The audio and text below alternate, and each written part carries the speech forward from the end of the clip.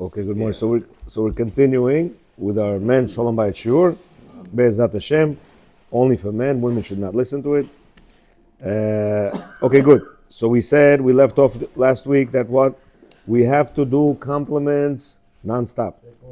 And in fact, if somebody wants to do a criticism or constructive criticism, he has to make sure he has a 5-to-1 ratio, which means during the day you have to compliment her 5 times in order for you possibly to give one criticism.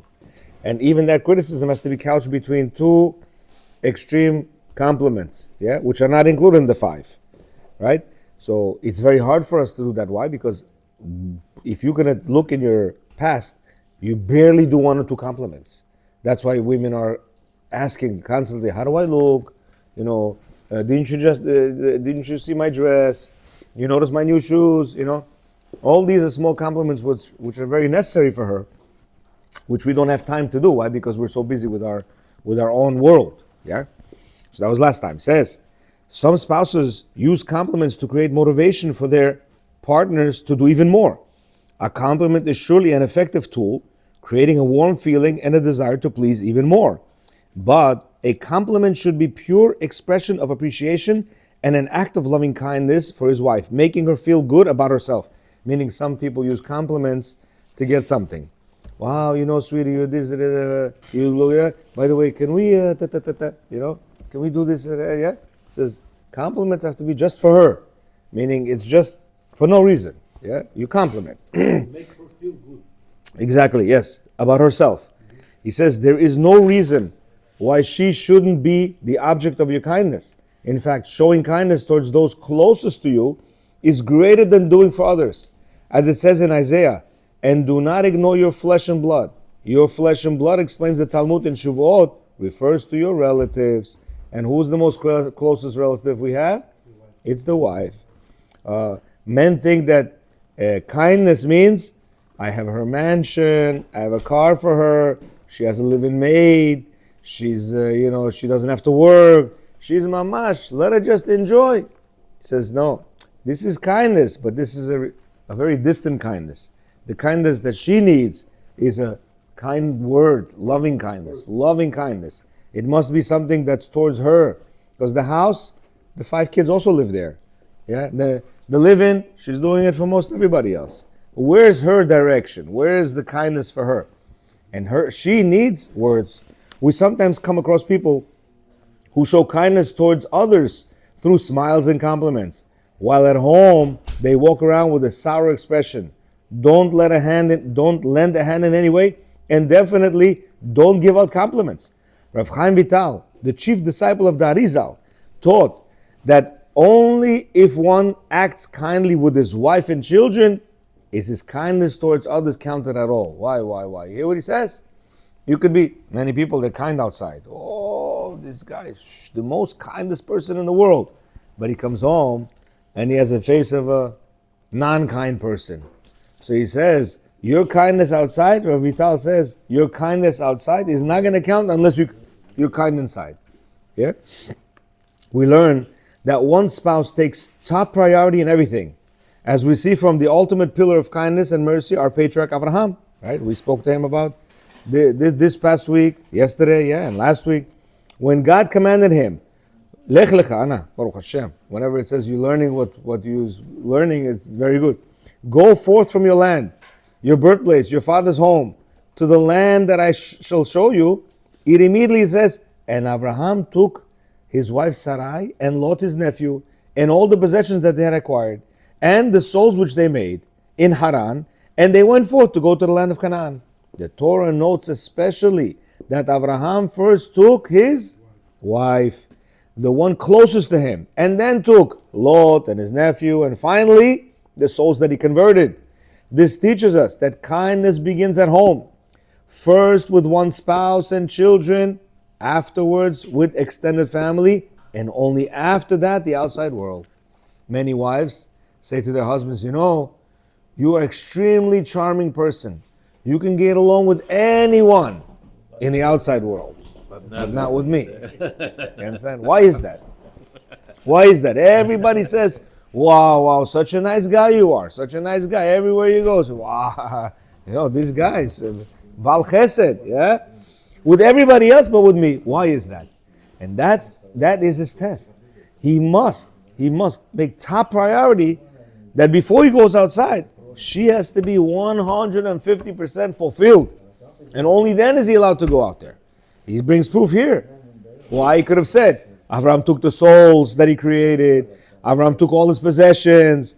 Avraham took, Lot. And he also took his wife. It doesn't say that. Yeah? Wife comes first. He says the laws of tzedakah, charity, and generosity with one's money determine that one should first give to the needy relatives and then to others. Yeah, we learned this in Baba Matzia. And also the Rambam, laws of monetary gifts to the poor.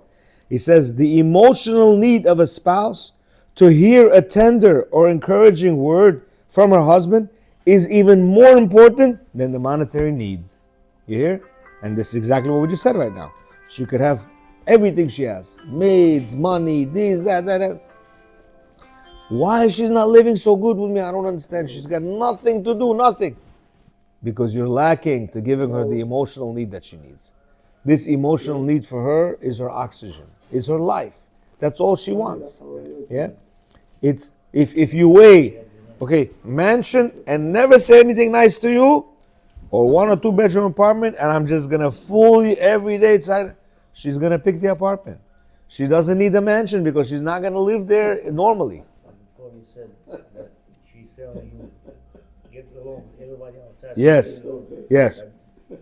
He's not getting along with her. She's not letting him. No. No. But why is that? Because he probably Hashem not let him back, get along with her. Because he has a problem with Hashem. You're right. But she's the control, right? Correct. He's saying. We just said that he's able to get along with everybody else, but not with his right. So he mentions, didn't we say that she's a reflection of his duty of Hashem, and she is.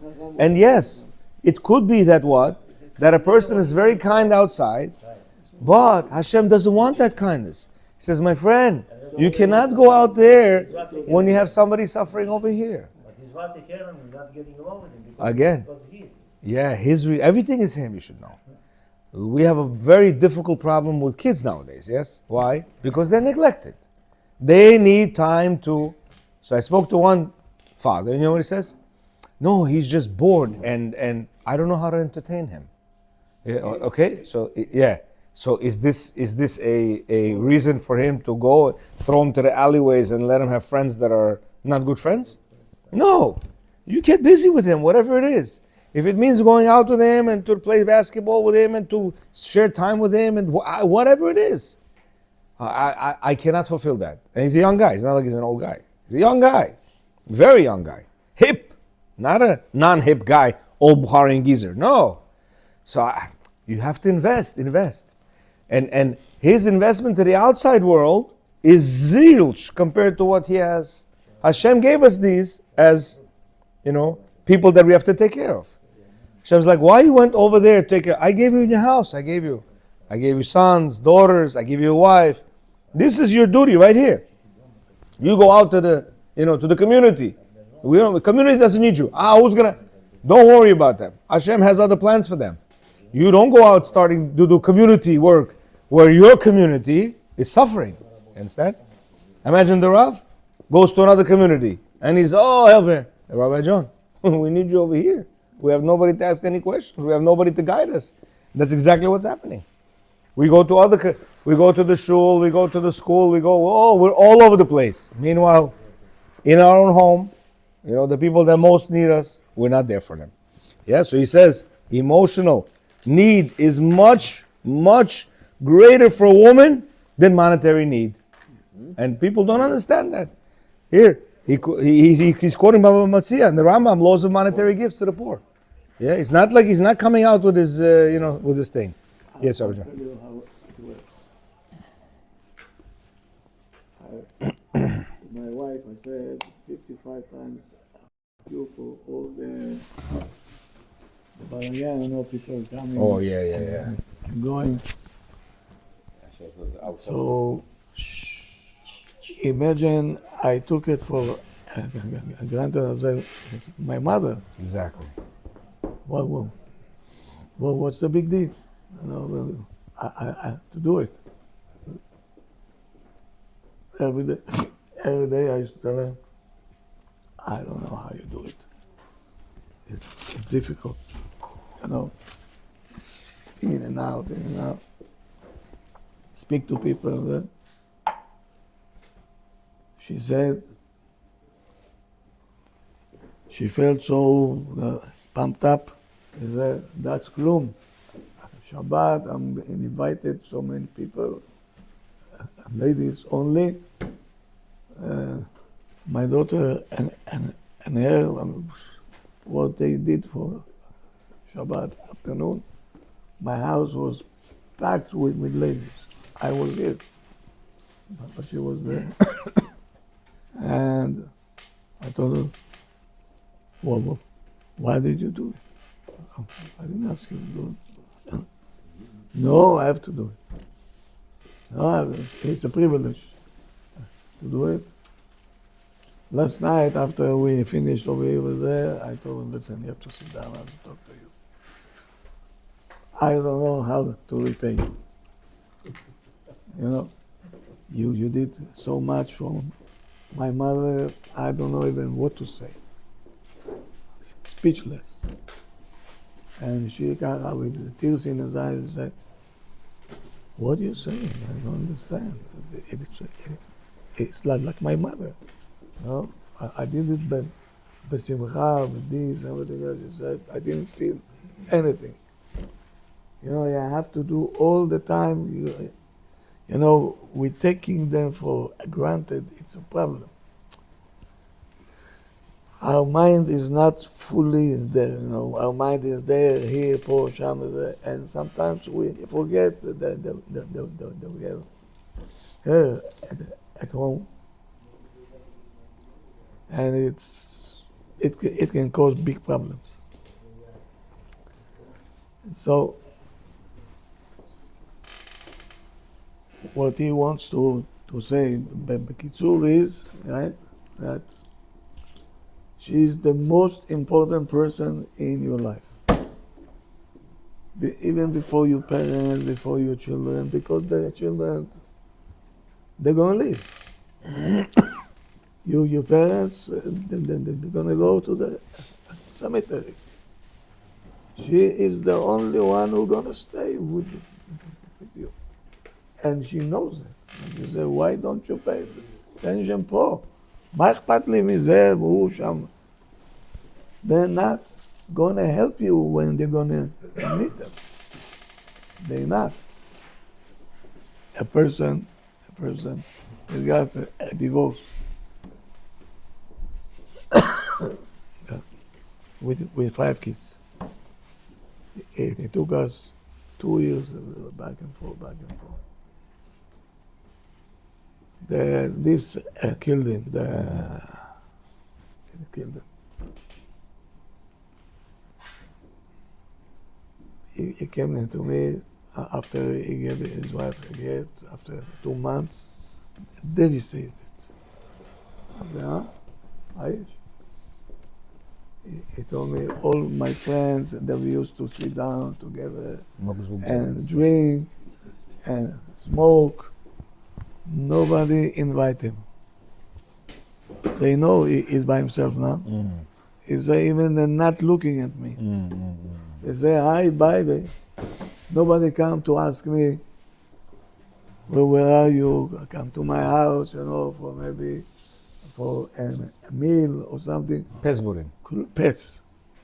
פתאום הוא התעורר. All of a sudden, he walked up, he said, חביבי, there's nobody like a wife. These are all users. All of them. All the people that you call you friends, they are users. They're going to use you. And then when they're going to see that, forget it. The only one who stays with you is only a wife. באמת, I have a couple in a great name. she's so upset at the husband. She's cursing him from day, all day. פתאום he got a stroke. מה זה stroke? The children, they call me up, oh, my father is dying. I said, oh, what are you talking about? Yeah, they took him to the hospital, he doesn't move, and his wife, she's screaming, shouting, why Hashem is doing this to me? I want my husband back. And I said, Ibi, huh? After all the klalot? Huh? You see how much they connected to this husband. This is their life. Why do you think his wife drove him to the walls? To the walls. Because she has nobody else. I say, yeah, look, your daughter, your son, leave me alone. מה את רוצה ממני? כלום. זה. I want my husband. And it's one verse in the Torah. ואל אישך תשוקתך. זהו. שמענו. When something happens to him, even if they're fighting all day long, she'll be by the hospital, she's gonna sleep there, פתאום, she's gonna see that the reality will hit her, and I'm gonna be left without a husband. But in the book of Rabbi Shalom Arush, Yeah. we read something else. No. In the book, we read that if husband doesn't feed emotionally his wife and does the opposite of what she needs, when the time will come that he will be weak, maybe sick, maybe some other issues, No. she will revenge him. She will revenge him. That's not what he meant. Right. He meant if they're home and everything is okay, but now he's weak a little bit. Then she's going to take his kishkes out. But if he's going to the hospital, book. No. But not only that, when she does what she does, when she's loud and just fights and everything, that's a good thing. Why? Because she wants to jar him back to himself, So she's doing all this in order to show him, because she sees that she cannot tell you, I need it. She does tell you, I need you to tell me this. She can't. I'm emotionally drained. She just says, you're abusive. It's like, I didn't even hit you. Why are you saying I'm abusive? I didn't hit you. So when she's arguing with you, it's actually a good thing. Why? Because she wants to jar you back into place. Once there's no argument and there's no relationship, yeah, you're right. There's people 5 years they're living with no arguments, no nothing, but they're living in two separate rooms. They don't talk to each other. What is then the explanation of the wife refusing to help her husband when he is in the hospital? That's already quite. Yeah, she already got fed up. You understand? This is abnormal. But what does this tell? That בכלל she lost. She gave up on him. Yeah. She gave up. Finished. Yeah. Finished. And the only thing that's tying him is the piece of paper, which he doesn't want to give her. The get. But she's finished. I have nothing to do with them. No, you could see till the end, they still will fight for you. But when they see, there's like no hope at all. Even when he leaves the house, let's say she throws him out, she's still thinking maybe he's going to come back and he's going to, realize that he was making a mistake. Doesn't do anything.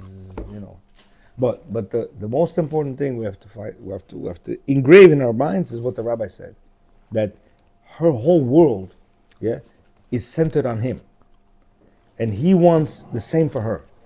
But unfortunately, since we are this, human being, man, has so many things in our mind, we take it for granted. The rabbi said, don't take it for granted. We take it for granted and we just discount her completely, thinking, nah, she'll know by what I'm doing for her. with the house, the payments, the this, the that, insurance, and you want to buy bread, okay, buy dress, She's not. Because we said that yesterday, last time we spoke, and the day before that, right? We said she needs to hear it, and constantly. Therefore, she's good. But if she doesn't hear it, she's thinking, no, you're doing this for everybody else, but even including for yourself, but not for me.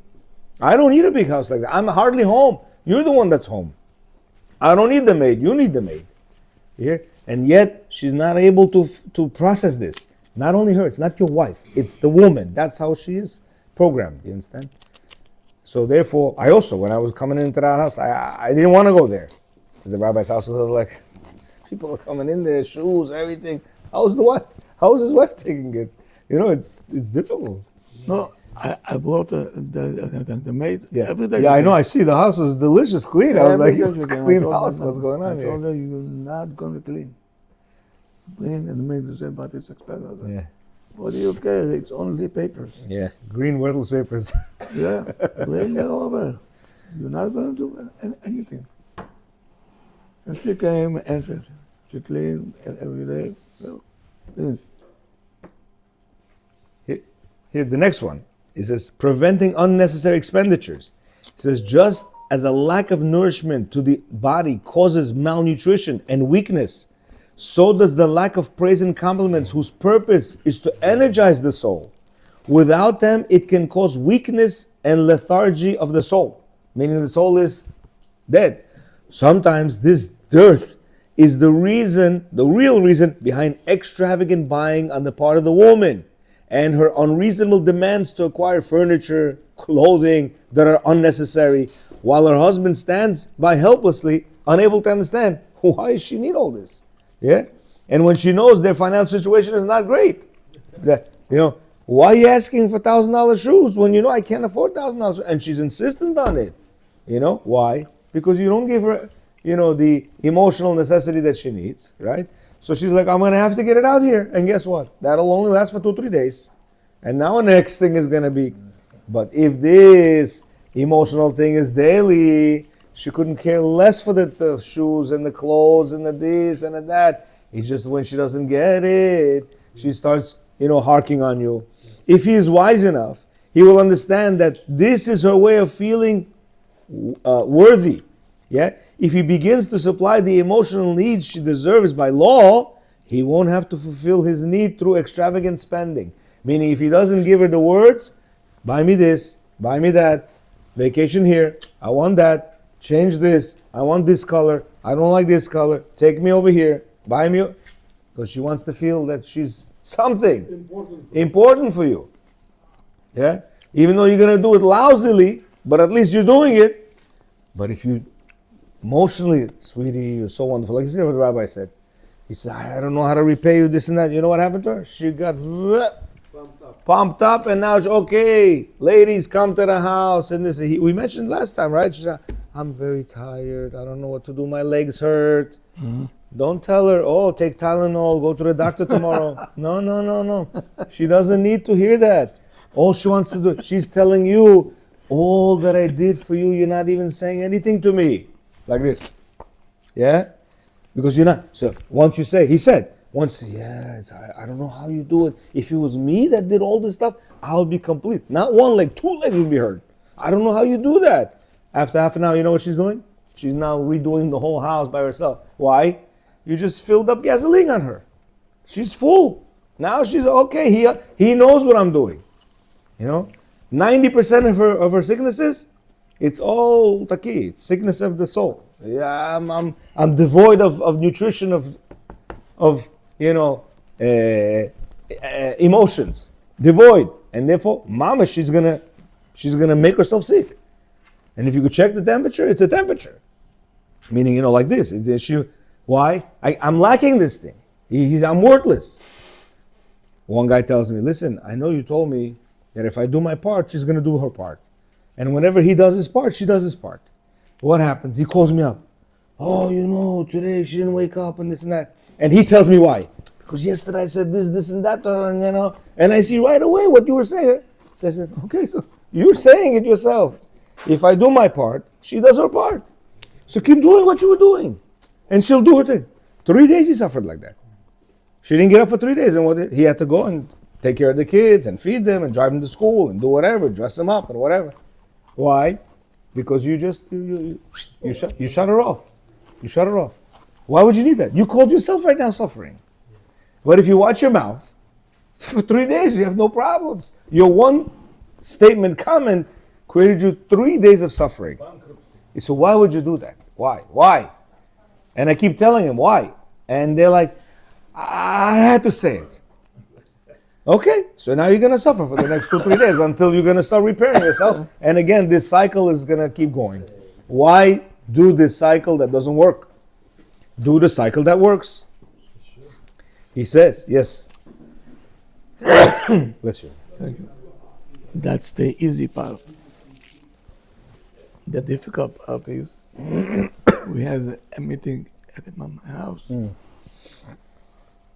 with a doctor, Perlman. She was here. Mm-hmm. She was here. We're trying to figure out the postpartum depression, where it's coming from. We never saw it so much before. Now it became epidemic. Rampant. So, few girls from the community went to a special course and everything. And the outcome is, since she don't get enough emotion support from the husband, or it can be also from the parents, maybe full time, when she gives birth, everything will come out. It make influence on the hormones, and the hormones starting to shoot up and down, and she get into depression that sometimes it take a year with pills to take her out of it. That's how bad it can go. And then they get scared to give birth again. Understandable. They are so vulnerable to with the husband. They need him so much, like like oxygen. And we don't understand this. We don't understand. My daughter, what does she want from me? What does she want? Leave me alone. They can't. That's what Hashem did to us. And it's not, this is part of the Torah, this one. This will determine if you religious or not. This tefillin that you put, every horse can put a tefillin. That's not a big deal. The main thing is, let's see if your neshama is active or not. Can a horse keep Shabbat? Yeah. The Torah says, right? Your animal also have, yeah. So that's religion. That's not religion. That's religion. יש בפנים הכרת הטוב, and you care for the other one. There are so many things you can find inside ככה, deep, עמוק בפנים. You know? So, most people בכלל, shallow בכלל. Not even a clue where they're heading to. They don't have a clue. It's chaval. Where does this roughness come from in men? Rough. That's a man. Man is rough. So he explained it at the beginning. He said he made a man rough because a man is a protector of the home.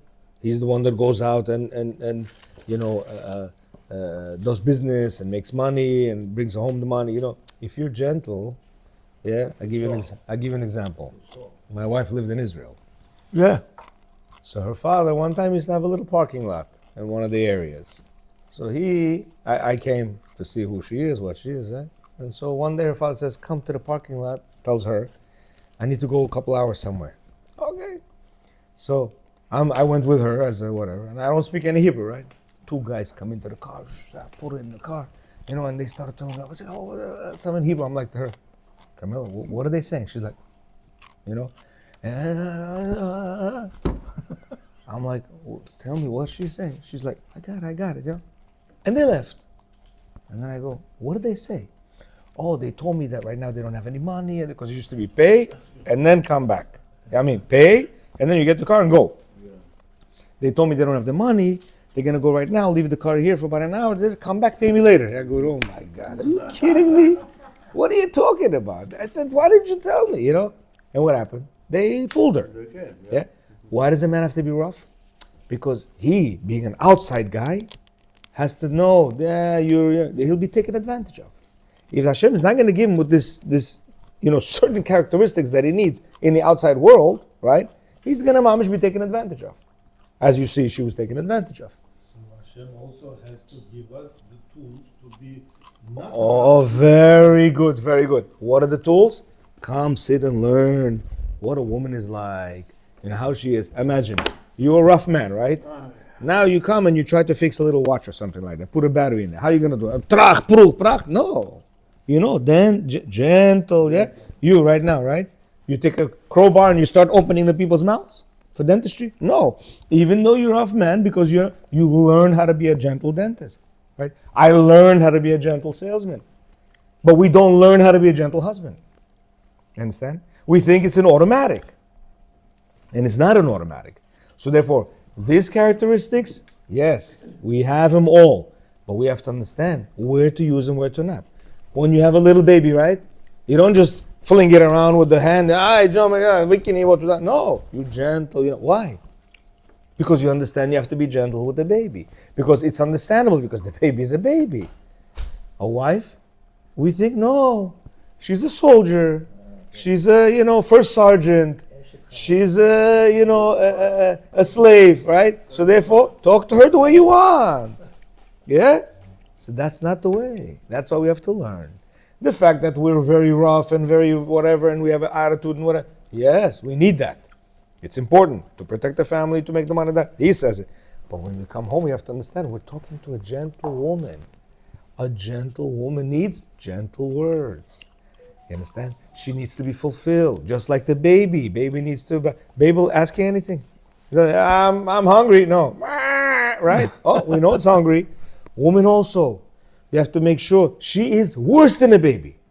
Every little, facial expression, bodily expression. Yeah, I said something. I don't know somehow that she remembered from the past. I sit like this, right? So she sits like this.